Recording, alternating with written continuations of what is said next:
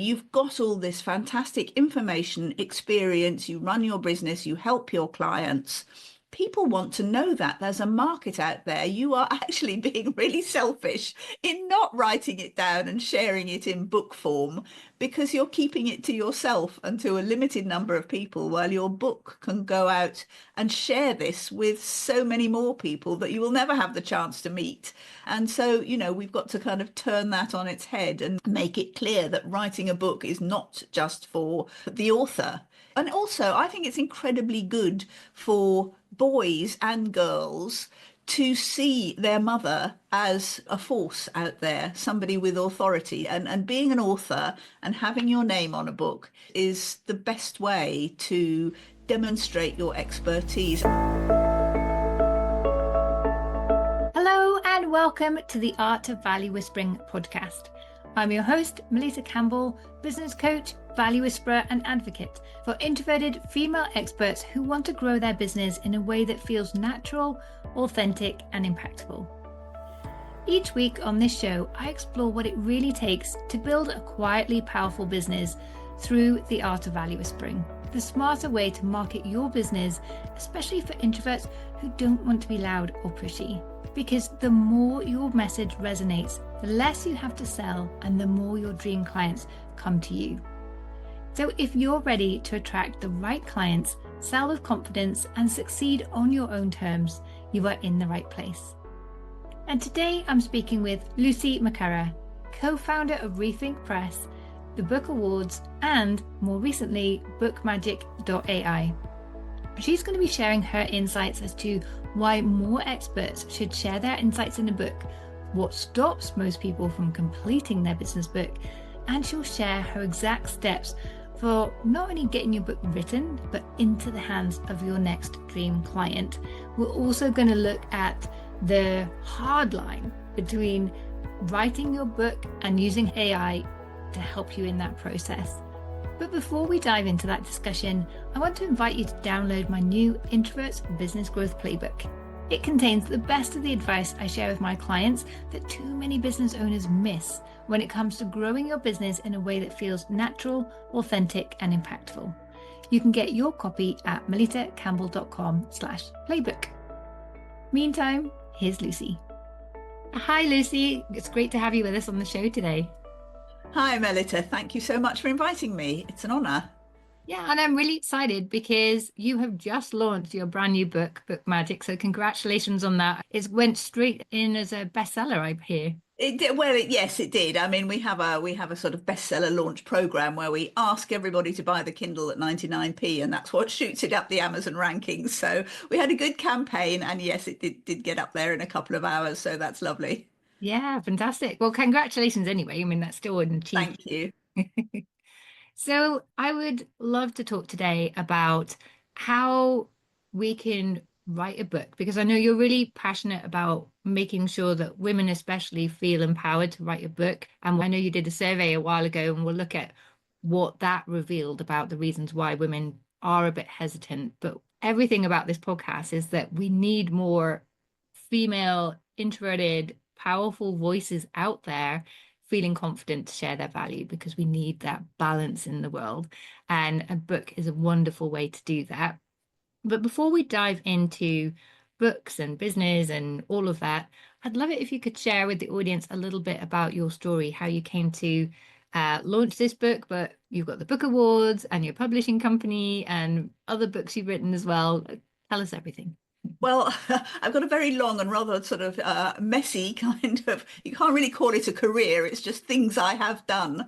So when I was still at university, I happened to be in Australia. I'm not Australian, but I started a monthly theatre magazine, which was a very kind of hard initiation into publishing, if you like. I had no idea how difficult running a monthly magazine was, but managed to keep that going for 8 years, and then came back to the UK. And when I'd been in Australia, I'd become a TV presenter as well. I had an arts and entertainment program over there came back to the UK, and I was working with my then husband, and we started a TV and video production company. So I then kind of moved into, in a way, more where I wanted to be, which was writing, script writing. We did children's programs and what we called video books, which were, it was such a long time ago that it was kind of like a really new thing then. But we did cooking with Prue Leith, gardening with Alan Titchmarsh. And it was the first time this kind of non-fiction videos had been made, educational videos, if you like. And of course, it was very difficult because in those days you had a video machine separate to your TV, and you put this, oblong thing in. And of course, you didn't have a TV in the kitchen in those days. So anyway, I did that for some time. And then I weirdly transitioned into being a work-life balance expert when that was a whole, I mean, again, sort of the beginning of the 2000s. And that was a new thing. And there was a government initiative to actually get companies of all kinds, shapes and sizes to have work-life balance consultancy. And I sort of kind of rather out of nowhere, but working with somebody who had more experience than me, went into all sorts of companies like Microsoft and Virgin and HSBC and government departments and all sorts of places, as well as SMEs, and ran trials on their sort of flexible working. And it turned out, unsurprisingly in retrospect, that flexible working was incredibly good for the bottom line. And if you offered flexible working and advertised flexible working, it increased people's productivity. It certainly increased their happiness at work. It increased recruitment, retention, everything was better. However, a lot of those companies decided to ignore those findings and just go on in their, sweet old way. And then I wrote a few novels, and then I went back into publishing. And 14 years ago, I wrote a book called The Real Secret, which was a sort of self-help book. And it was published by a guy called Joe Gregory, who had a small publishing company. It turned out he lived very near me in Norfolk, in England. And we actually met at a networking meeting, not having realized that we were, in fact, that kind of geographically close. And I went to work for him in his publishing company as his commissioning editor. He was publishing the books of entrepreneurs and experts and coaches and consultants using the traditional publishing model.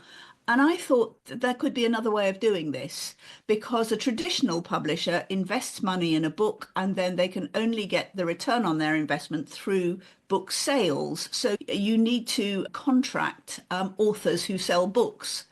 And we were actually really wanting to publish books that sold authors, so books that would build people's businesses. So the business model that I suggested was one where the author actually paid for the publishing services, and then nobody was sort of forced into trying to sell loads and loads of books as a result. And they could, they could give books away, they could use them to build their businesses. So we started a new imprint called Rethink Press, and not knowing how well it would do. And 14 years later, here we are, we're the biggest hybrid publisher of business books in the UK. And it was a model that works really well. What a great story. And, my book was A Shy Girl's Guide to Networking. And I'm always saying, you just never know where the next person you meet is going to take you. So I love that you had that chance encounter while networking, and it led to this incredible publishing company. Yes, I mean, I'm not somebody with long-term goals or lots of plans that I need to fulfill. I kind of work on the basis of, oh, that's an interesting idea. Let's see if I can try that and go from there. Well, I think that's very entrepreneurial, right? And I love how all of the experiences you've had so far have, one, helped position you perfectly to help authors and in a publishing company, but also given you a broad understanding of the kind of books and topics they're talking about as well, which has to be beneficial. And I've worked in a corporate magazine, it's not quite the same, but having to get that out every month, and gosh, it's hard. It is so hard. And even with an army of people checking and editing and double checking and triple checking, there's always like someone that writes you, you've made a typo over here. Yes, always. And there's always that contributor who never makes the deadline, and you're kind of wondering whether you're actually going to get that article, that space on the page filled or not. And yeah. So you've got your publishing company, At what point did you decide to start the book awards? What was the Um, trigger for that? the trigger for, well, the publishing company started in 2011, Rethink Press. And I'd sort of been thinking for a couple of years, it would be really nice to have awards for these sorts of business books because they're just not recognized out there in the world.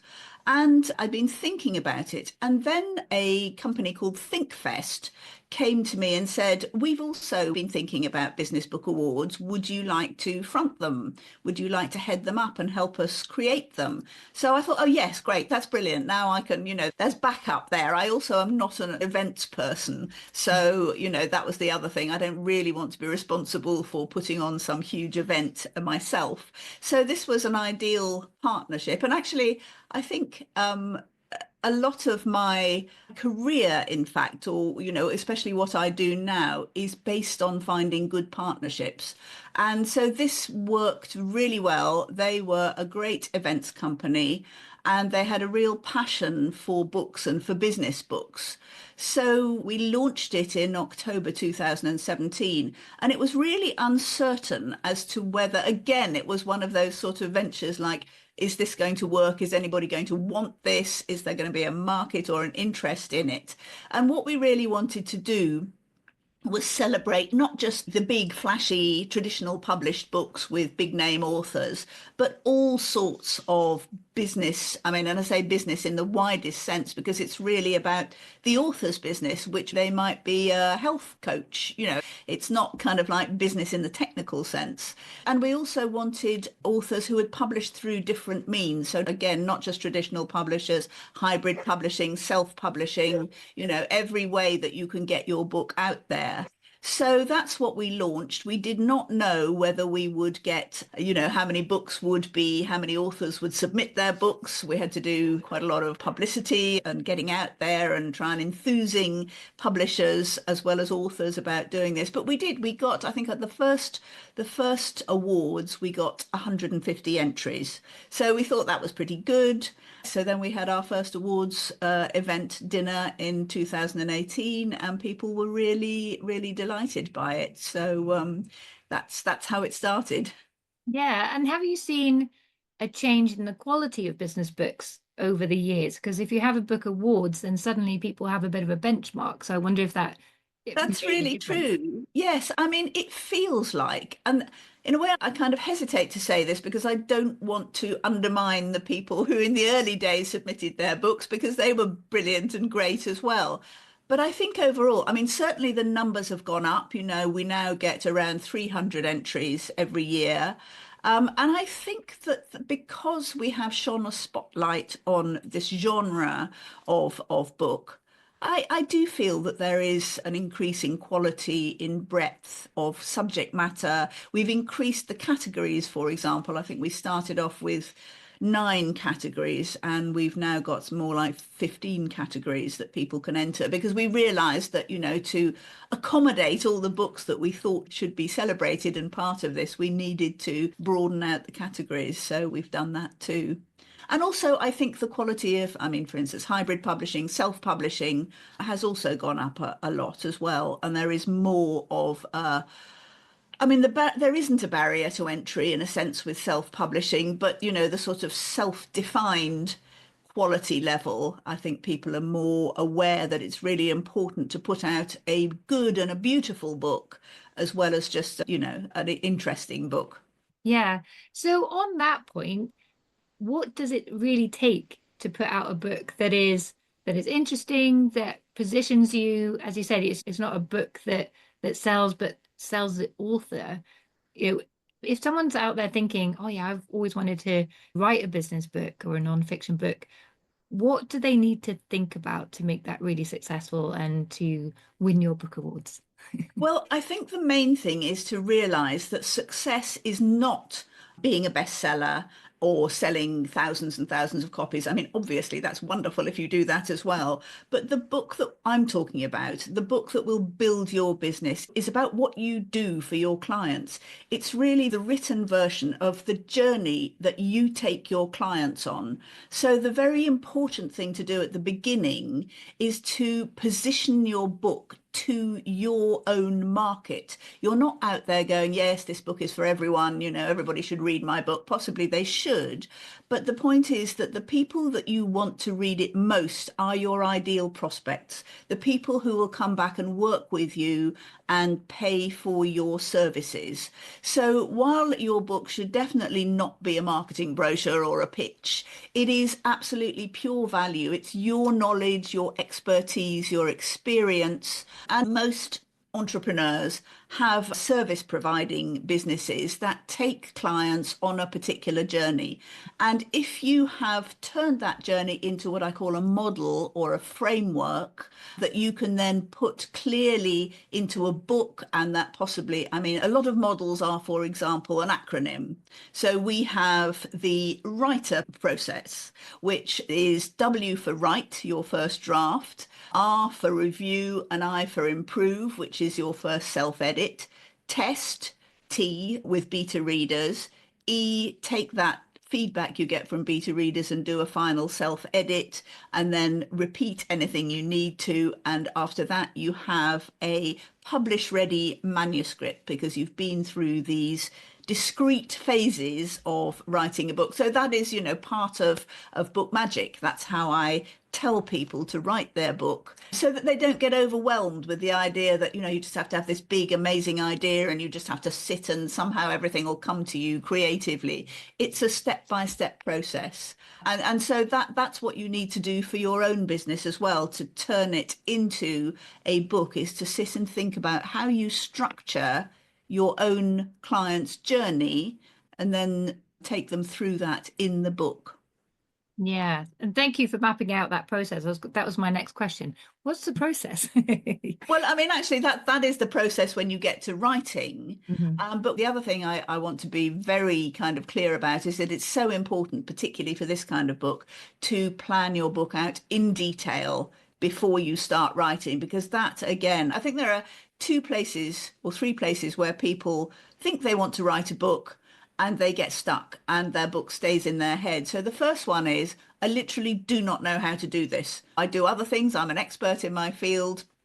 But when it comes to writing a book, it's not like social media posts or articles. It's a big project and, I don't know where to start. So one of the things is get help. Don't just sit there kind of wondering, find an expert who can tell you how to write a book. The second thing then is thinking, oh, being a writer is kind of like creative. So I just have to sit there and I know what I'm talking about. I know my content. I'll just, let it kind of filter through.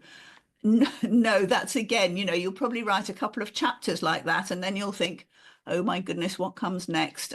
Should I do this? Should I do that? And you just, again, I know so many people who've got stuck at that sort of stage and never finished their book. So the really important next step is to plan in detail.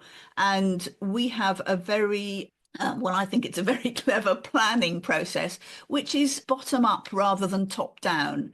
And it really is for people to know that they don't have to come up with some incredible new idea. It is about what you already know. So when you're writing this kind of book, you know everything you're going to write. It's all there. Most of it is there in your head. And I talk about in Book Magic, you are sitting on a gold mine and you don't really realize it. And the process of writing a book is like prospecting and then mining, extracting and refining.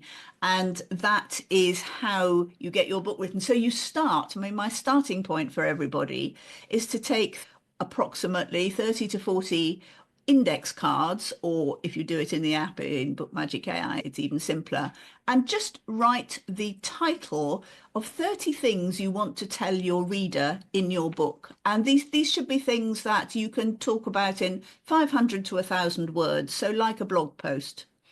And if you can get 30 or 40 of those out of your head and just the titles of them, you don't need to write any more. That is the main content of your book. And that really shouldn't take you more than an hour, maybe at most. And that's where you start. And after that, you add stories are particularly important. So don't put your whole life at the beginning of your book necessarily. divide it up into little anecdotes and especially pieces of stories in your life where you've learned something. So it's not just about your successes, it's often about your failures and where you learned something. And that really kind of brings your readers close to you. And they start to know, like, and trust you through your book because you've been through what they're probably going through now. Yeah. Do you find that that's something that authors find particularly difficult? Because through my work, Value Whispering, I see that for a lot of my clients, a lot of their value is wrapped up in all of that hard-earned wisdom from their mistakes and their failures. But we've been taught over the years, don't brag about your strengths. No one wants to hear that. And don't talk about your failures. That's admitting weaknesses. But then you end up in the middle where you're just the same as everyone else and you can't see how you can stand out because you need to kind of embrace all of it together. But that's quite hard looking at the failures and then telling people, I really messed up here. But usually there's a but that comes. But now I've learned this and I'm in this much stronger position. And knowing what doesn't work is sometimes more powerful than knowing what does. Do you see that as an issue with your authors? Sometimes, yes. And really, it's a question of how to structure a story. And Mm. it's the same with telling case studies of clients you've worked with. So you start with the person, and that may be you, but you want people to kind of have an idea in their head of who you're talking about. It's sort of like, when you're telling a story, you create a sort of visual element for people. So talk about the person, whether that's you, what stage you were at, and then talk about the problem. So if it's a client, it's they came to you with a particular problem. If it's you, it might be a failure. It might be something awful that happened to you, but people want to hear that you have been through things like that, just as they probably are going through now. Then you talk about the intervention. That's kind of the middle of the story. So you've got beginning, middle, end. Beginning is the person and the problem. Middle is the intervention, what happened to you to give you that learning experience, or what the intervention was that you brought to your client. And then the end is the great result, the what happened, what the learning was, what the outcome for the client was. And so you're not leaving people on a sense of failure. You're not kind of admitting to, oh gosh, this was the end of the world. I've never recovered from that. You take them through the experience with you.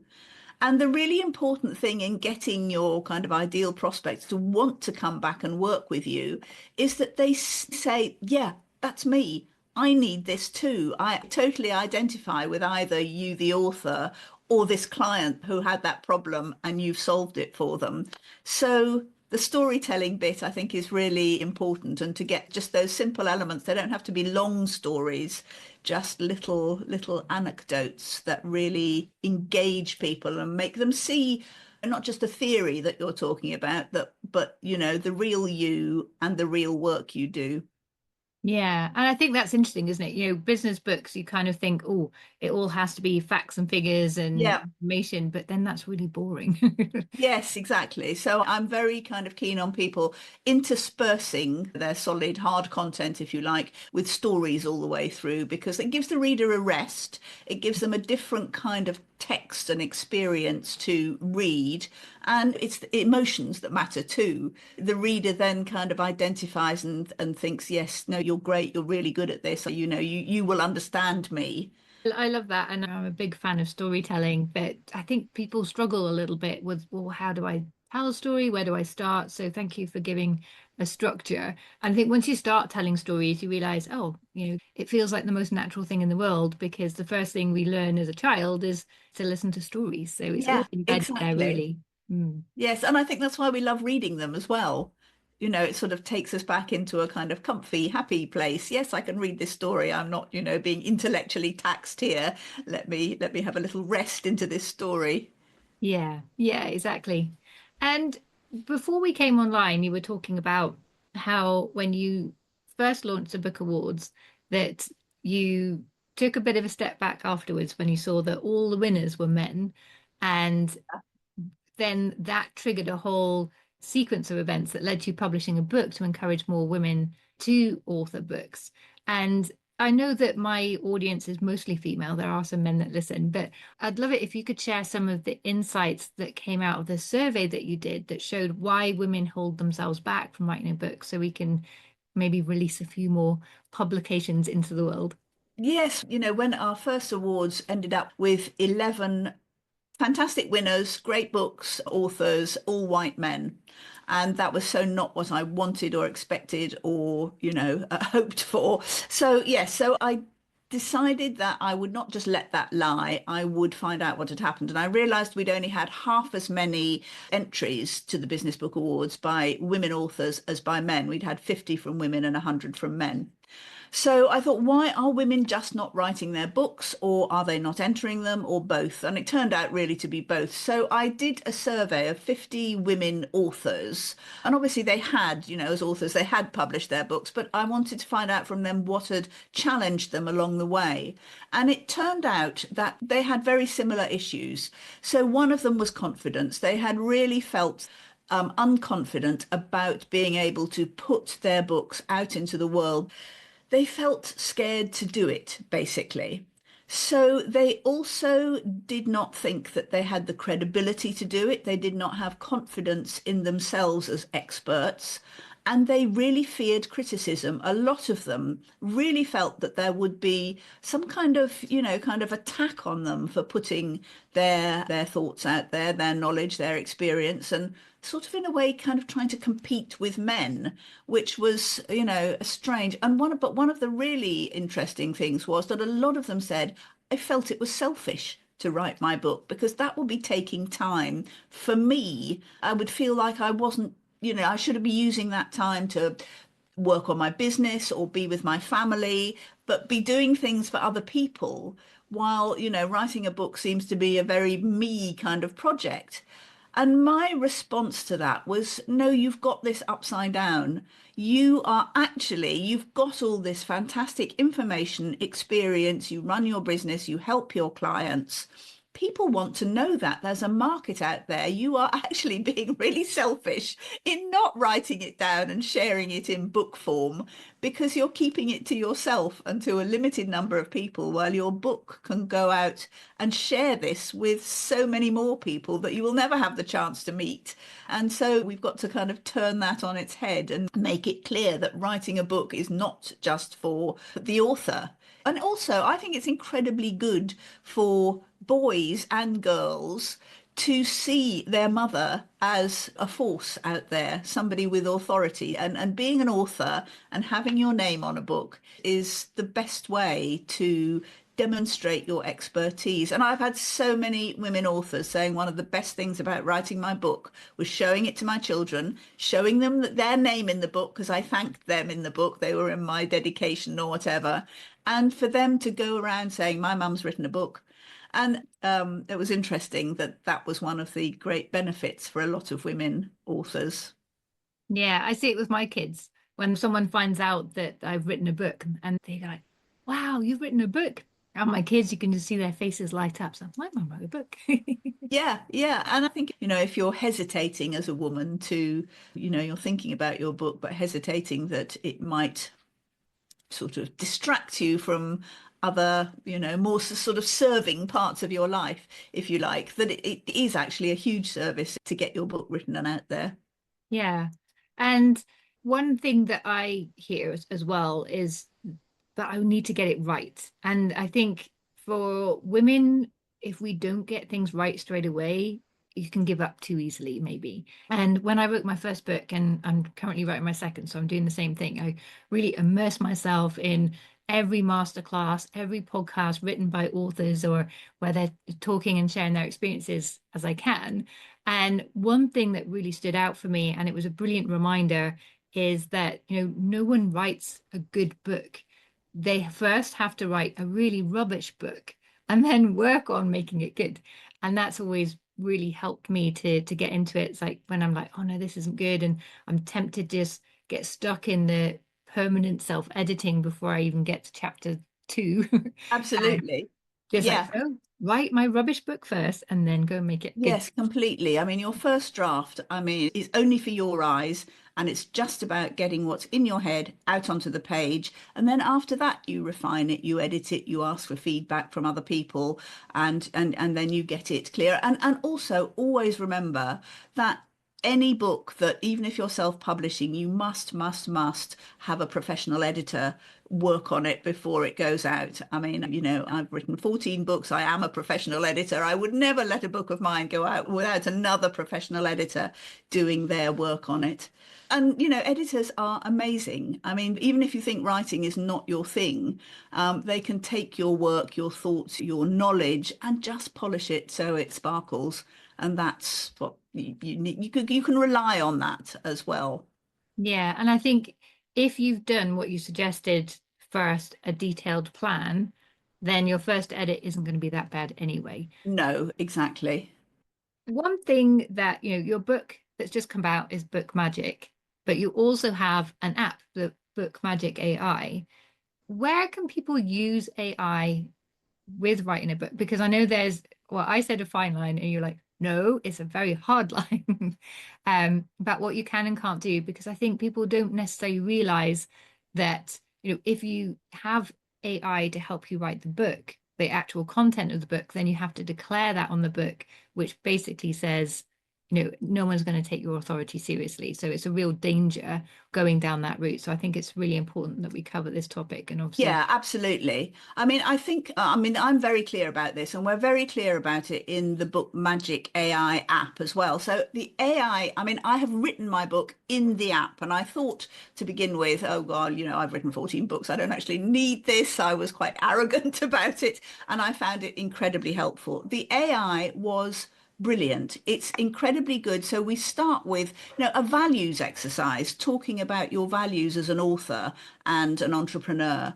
And then your AI coach will ask you for information about your ideal clients, your business. So it builds up a picture of you, where you are, what you're writing about. And it's really clever at that. And then it's got a kind of bank of information about you, and you can then ask it all sorts of questions. It comes up with suggestions. It's really good at helping with the planning and the structure as well. I mean, you should always rely on your own expertise more than the AI. But it's very helpful to start you off with ideas. We've got it so it can give you metaphors, for example, for talking about your work. And it's brilliant. We've also just added a new thing at new level on the app, which does, I mean, it will just, once you've written your book, you can create any number of articles, blog posts that the AI will just pull out of your book and write. But the one thing that we say you absolutely must not do is use AI to actually write the content, to write your book for you. That is your job. The AI can go everywhere on the internet. It can pull in all sorts of information, but it cannot get inside your head. And that is where your gold is. That is the content of your book, your experience, your personal expertise. The AI can't write a case study for you. It can't write your story of when you learned something, kind of revelatory. It cannot do that. And also, I think we all know when we're reading AI generated content. I mean, it's fine for social media posts, maybe for emails, for, LinkedIn articles, tinker with it, make it your own. But when you're writing a book, you really don't want to have that kind of generic, repetitive, kind of simplistic view of things. I mean, the trouble with AI is it looks really clever when you first read it. And you look at what the AI kind of suggests and you think, oh, that's great. I'll just tweak that. And then you end up spending ages rewriting it in your voice. So it actually says what you want it to say instead of, a kind of generic idea of what you might say on a topic. So I know it feels kind of like this is the hard bit, and it is, but the book will be so much better. I mean, there is an app, or probably several apps out there that go, oh, we can write your book for you. Just tell us a few things and AI will write your book in 15 minutes. And it does. But it's not your book. It's nothing to do with you. And it's pointless. Also, I would say that in my knowledge and experience at the moment, no publisher will publish an AI generated book. I mean, including hybrid publishers like Rethink Press, our contract with an author says there is no AI generated content in this book. So if we find it in the edit, and it's usually quite easy to, kind of pick out, we will send it back to the author to rewrite it in their own words, which is hopefully not so hard. But, we can't publish books that are AI generated. You don't know where you're going to get to in copyright issues later down the track, where it's come from, where the information is, whether it's using other people's words. And actually, Amazon as well, even Amazon will ask if the book has AI generated content, and you have to say yes. And then it says that on your Amazon page, your kind of co-author is AI, which is not a good look, really. So in terms of, AI can help with everything else, but write your own book. Yeah, and I think when it is your own words, one, there's a much stronger sense of pride attached to that. You can really be proud of what you've created, but also it's a brilliant exercise in expressing your value, your model, your way of Yeah. doing things. And you kind of need to go through that process. And it helps with everything that's going to follow with the marketing, when you get asked to speak, when you bring in new clients. There are just so many ways that this is going to help you going forward. It's not just the kind of marketing piece. It goes really deep, I think, into your business, and that expression, which is always the hardest thing to do. Is why I do what I do. Pulling together your expertise and expressing your value in a way that people get it in a nice, simple way that's engaging is really hard. But the book will help you get there in a really powerful way. So I think there's so many Absolutely. benefits to writing it yourself anyway. Yeah.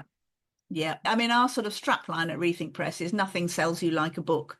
And that doesn't mean, as I said, your book should be a marketing brochure at all, but it's an iconic format, a physical printed book, and it says expert.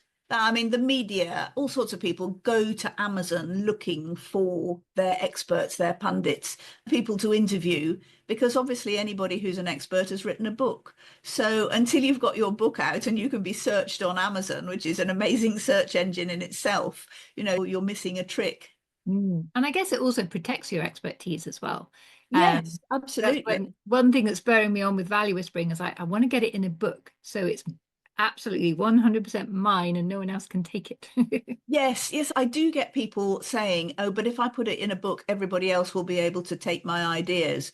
But it's exactly the opposite way round. Your book, your content, your book says copyright, your name, year. And if they do that, they technically have to reference you if they're putting that material anywhere else. But also, you can say, look, it's here. You've taken it from my book. It's mine. Yeah.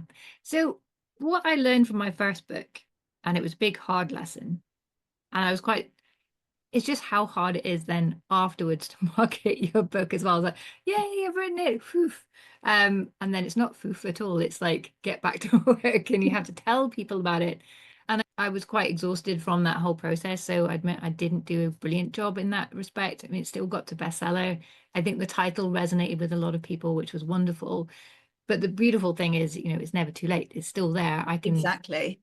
market it now. You can keep doing that. But when you said the Book Magic AI app helps with that process, like, wow, that's Yeah, no, it's really, I mean, the latest bit of tech that we've just put in, I mean, it's just so clever. It schedules, for instance, a sequence of LinkedIn articles or posts or Facebook, Instagram, whatever. It writes them out of your book. So it's using your language and your content. And then you can schedule them and it will post for you. So, I mean, it literally is your marketing manager for your book. So it makes it very much easier than, having to think, oh God, I've got to write another LinkedIn article today, and then I've got to post it, and then I've got to do another one next week. And it will just do all that for you. And it's really, really clever. And that is the way you market your book, really. It's not about sort of, getting covered by the mass media. It's about getting repetitively, consistently to your own market, to the ideal clients, the ideal prospects that you want to know about you, to read your book, to understand what you do, and then because of that, to come back and work with you. yeah. That just sounds like gold to me because you're promoting your book and then, well, what else can I say? You kind of get stuck in one Yeah. frame.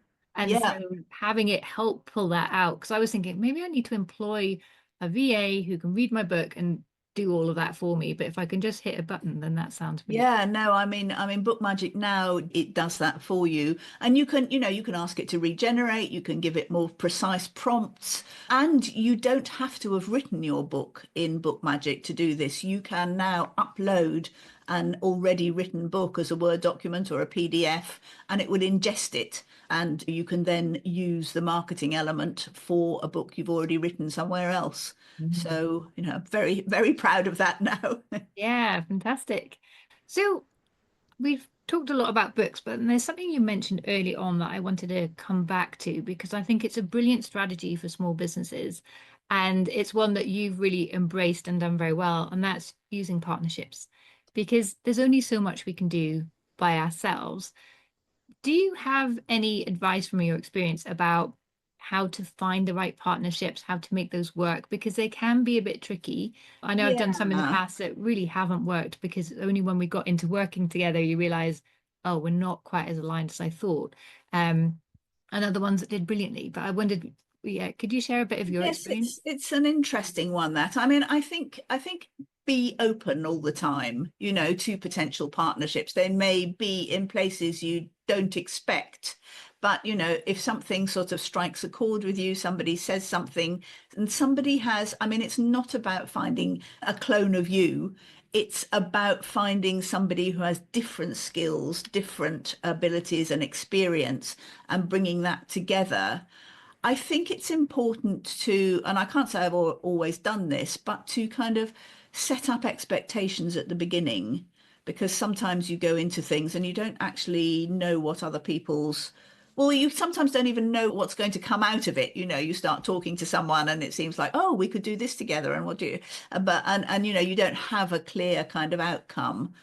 But I think if you can, it's important, at least in your own head and possibly, in discussion, to say where you, for example, if you're setting up a company with someone, you definitely need to have, the right division of shares or ownership of it. You don't want to give away or just be unclear about it and the other person's thought that, they owned more than you or something like that. So there's that. But I also think, and I know that you'll kind of resonate with this, is that if you are a quieter person, and perhaps also if you're a woman in a partnership with a man, be clear at the beginning that you are equal partners and that often I think a man may take a more kind of outgoing role, be the front person for a venture or something, and it's kind of harder to fight for your position if you are the quieter person sometime, and don't get left doing the boring admin in the background because the other person's out there doing the front of house client facing or public facing role. So I think I mean it's not always easy to do that and you don't always realize it's happening, but I think to be aware that it can happen can be helpful. Yeah, that's great advice. And I've been rereading recently Brené Brown's book, Dare to Lead, and there's a technique in there that I thought was brilliant because as an introvert, I like to sit with information and think about it for a while. Yeah. I'm not so spontaneous. So when new information comes into a meeting, she was encouraging people to say, actually, I need a timeout. I will need to go away and think about this. Can we come Yes. back in an hour? And I just thought that is such a great strategy. And we're not really ever told that that's okay to do.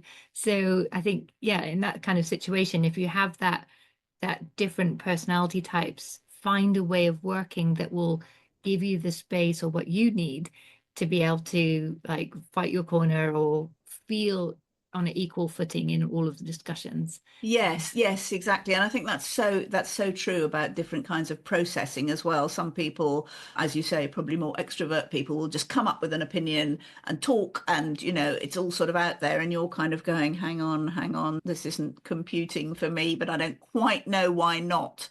And so we did an insights. Have you heard of insights? It's the sort of red, yellow, blue, green character sort of definitions with our team at Rethink. And out of that, it was really interesting to see how different people worked in different ways and how we needed to communicate differently to different people. And I've asked the team to say to me, if I'm not coming up with views, to say to me, how are you feeling about this, Lucy?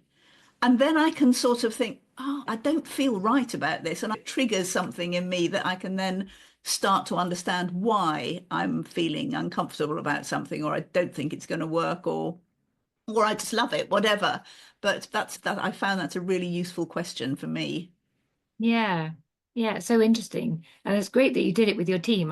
Lucy, we have covered so much in this episode. Thank you so much for being so open and generous and sharing your experiences, but also your lessons learned from that.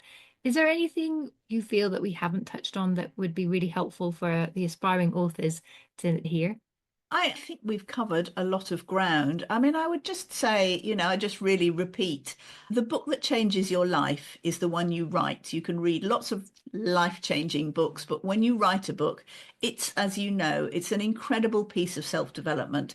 Even if nobody else ever read it, it would be incredibly worthwhile.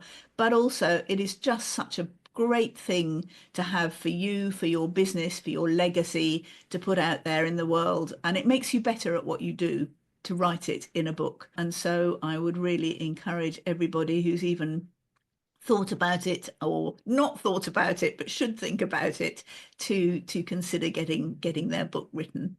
Yeah, and there's nothing like one, holding that book in your hand for the first time, but also when you start getting feedback from people that have read it.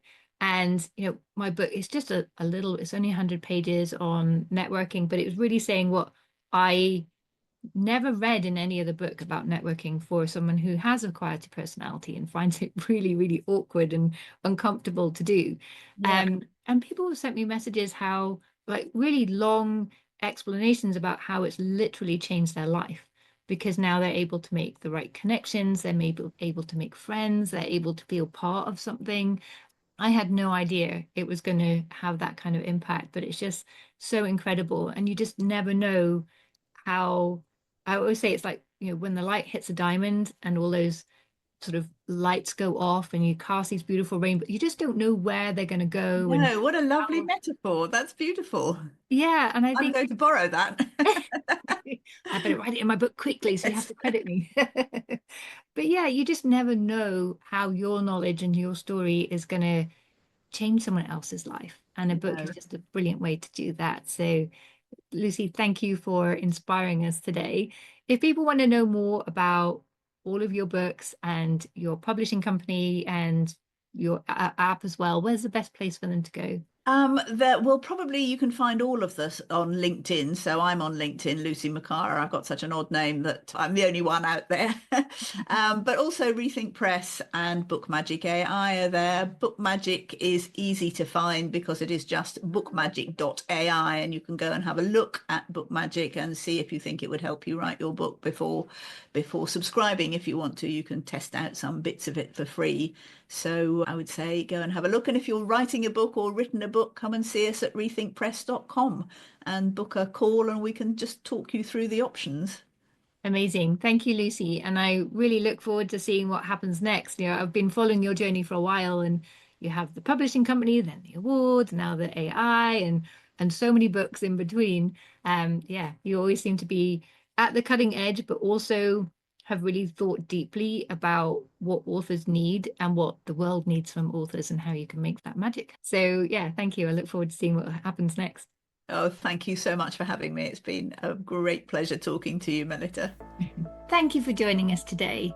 I hope you found this episode helpful and insightful, and you're starting to think a bit differently about the book you will write about your business and how you're going to approach that and finish writing it so you can get it out there into the hands of your next dream client. If you did enjoy this episode, I'd love to hear what resonated most with you, and do let me know what your book will be about. Come and say hi on LinkedIn. You'll find me there at Melitta with 2 T's. Or share this episode with a fellow introverted business owner who's ready to grow their business. And if you are ready to grow, check out the Value Whispering Blueprint. It's my step-by-step program to help you create marketing and sales strategies that truly reflect who you are. You'll find the link in the show notes or go and visit valuewhispering.com. And don't forget to follow the show and leave a quick review on Apple Podcasts. It really helps more quiet experts to discover the show. I'm Melitta Campbell, your business coach and value whisperer, and I'll be back here next Wednesday. But until then, remember, you don't need to shout louder, you just need to resonate deeper. Bye.